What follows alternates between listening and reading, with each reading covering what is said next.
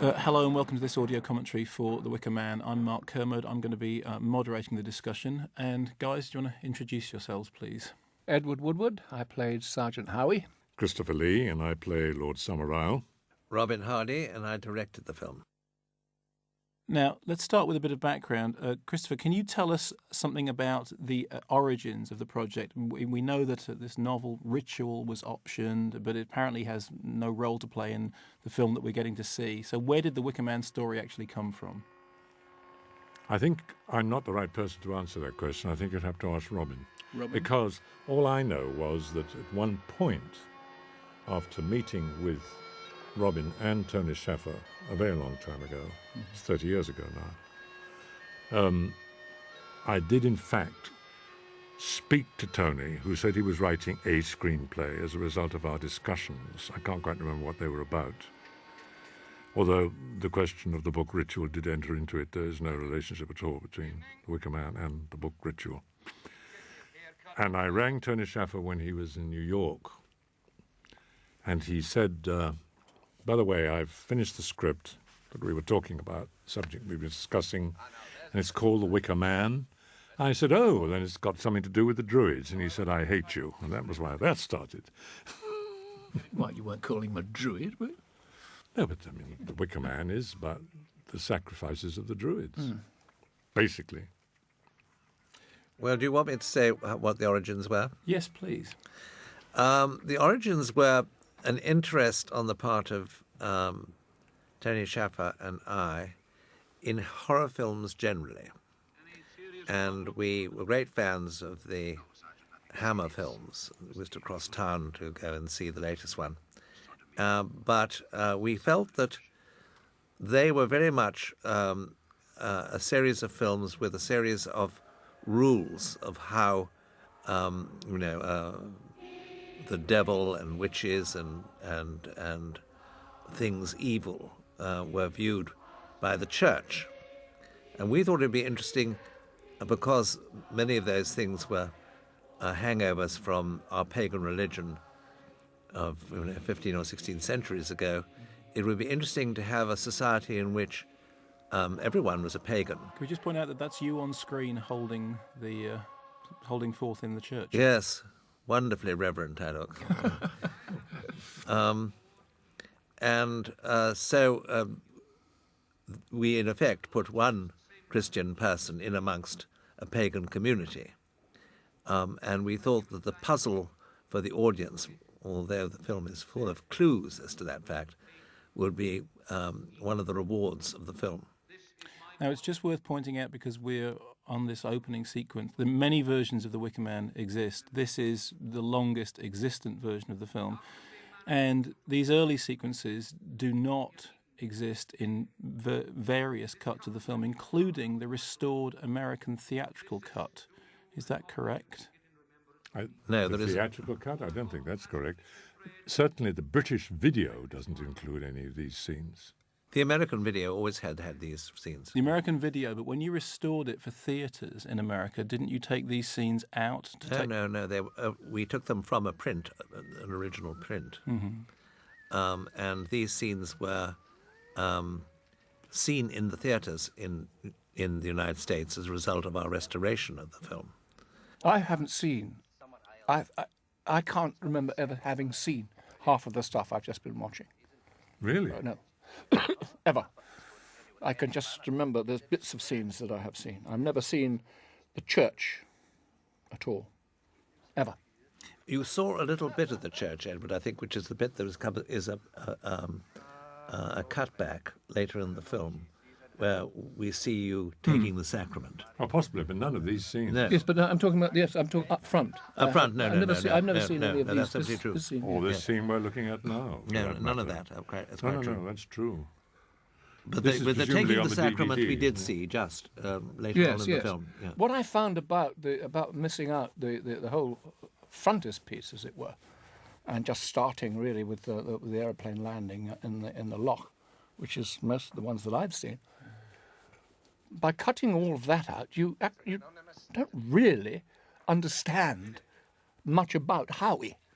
It takes you a long, long time to find out how he ticks or why he ticks. Whereas when you've got the front, you know straight away what kind of with man the he scenes is. in the church Exactly, and everything. Oh, exactly. That was always the sadness. Well, to it's me. one of the many tragedies that happened to this film, about which I feel extremely strongly and about which I've spoken for many, many, many years.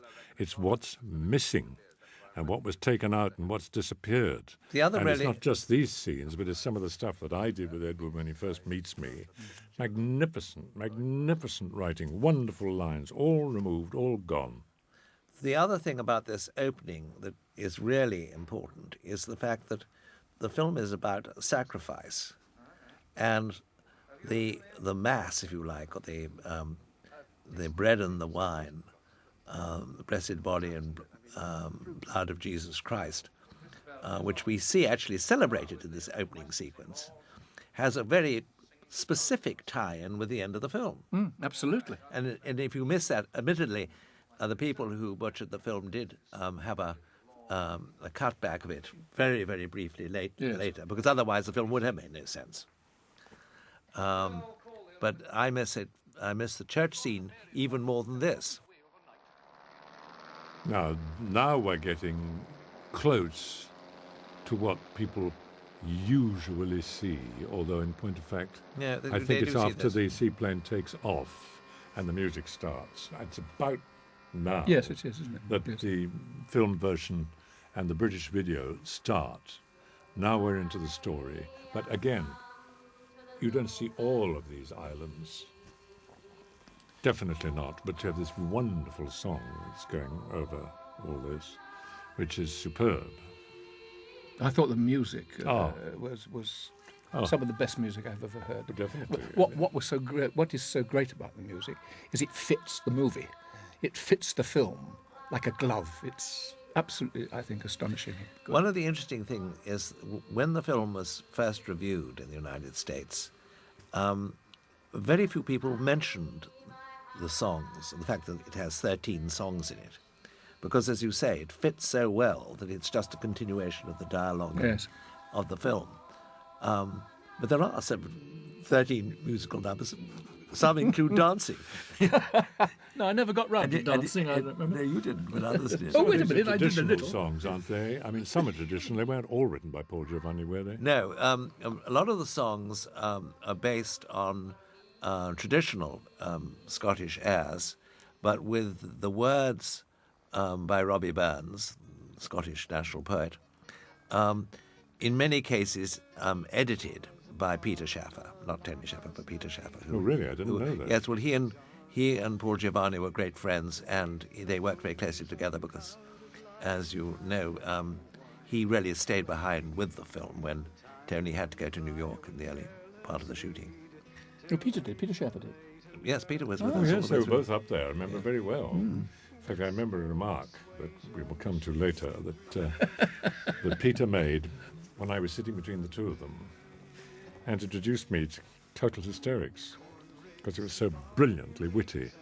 And it was to do with one of these old gods. And it would be very difficult for somebody to understand who was not perhaps even, British. There was one of Shoney the of the old Lewes. gods, exactly. Shoney, whoever Shoney was, obviously a Celtic god. And it was spelt, I think, Lews or something like that, but that was the name of the god. Shoney of the Lewes. Which being translated is Shoney of the lavatories. Exactly, could be in English, Lws. Yes. You see, and Peter Shaffer, I looked at Peter and I said, that's a funny one. He was sitting opposite Tony.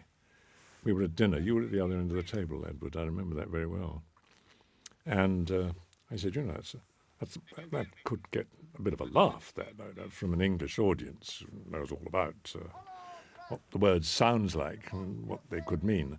And Peter said, perhaps something a little more pastoral, like Shoney of the Bogs, which is another English word for a lavatory. And I completely convulsed. And I have to say, so did Tony. Yes.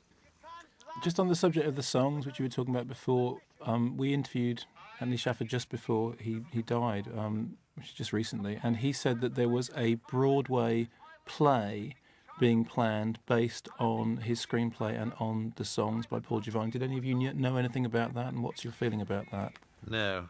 I didn't know. No. I know something about what's appeared on the internet, to the effect that Universal Films have stated quite specifically that they're going to remake The Wicker Man with Nicolas Cage, and they want me in it.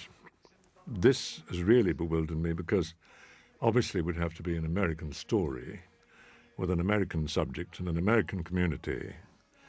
I wouldn't know how to even imagine it.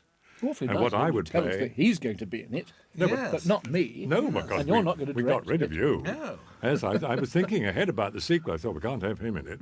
And Not playing the same role. exactly. Rather charred. And play you then they now. said, and they wanted Chris me with to the be in it. And I thought, well, what on earth do I play? Maybe the Wicker Man standing there. May I interject for a moment? Yes. These fishermen here, the two ones in front here were actors. Yes. All the rest are literally the local fishermen of Plockton, who actually did very well Astonishingly in this well. sequence. You see them all passing, They were wonderful. passing the photograph around here, and they... They didn't look awkward, did they? no, they didn't. No, never seen before, or whatever it was. And they hadn't, yes. of course, so that was all right. Wonderful faces. And of course, they had the right accents too. Absolutely, yes. Let's talk a little bit about the location. Where was all this shot? Where's the area that The Wicker Man is filmed in? Well, this was shot in Plockton, on the above the Highlands, really, wasn't it? On Opposite the island of Skye, right? Yes, yes, it was, wasn't it? Up in the sky, yeah. It's a beautiful, beautiful area. Stunning. I went back there fairly recently, about 2 years ago. The people there were all wee frees.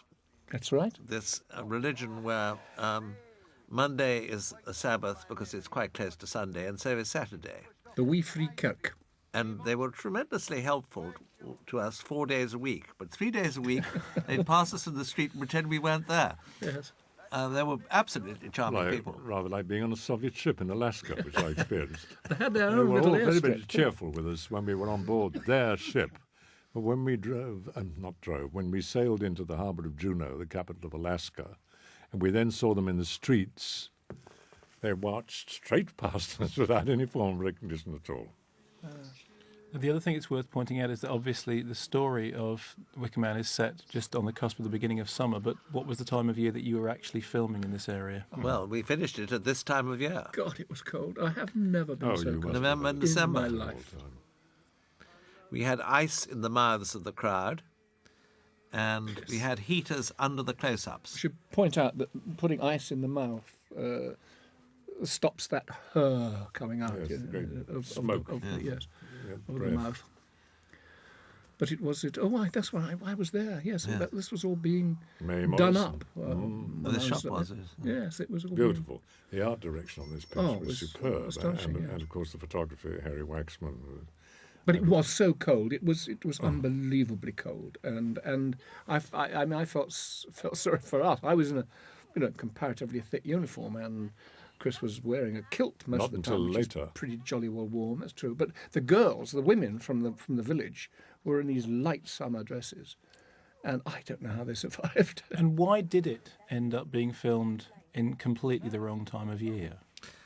Because the film had to be made at a time when the money was available, and when, in order to avoid the trade union complaining that Shepperton was about to be closed down because it had just been bought.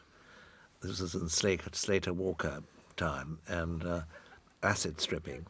That a film had to be made to show that the studio was still active.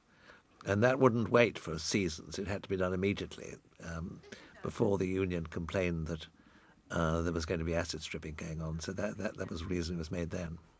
When would we start? October, was it? Yeah.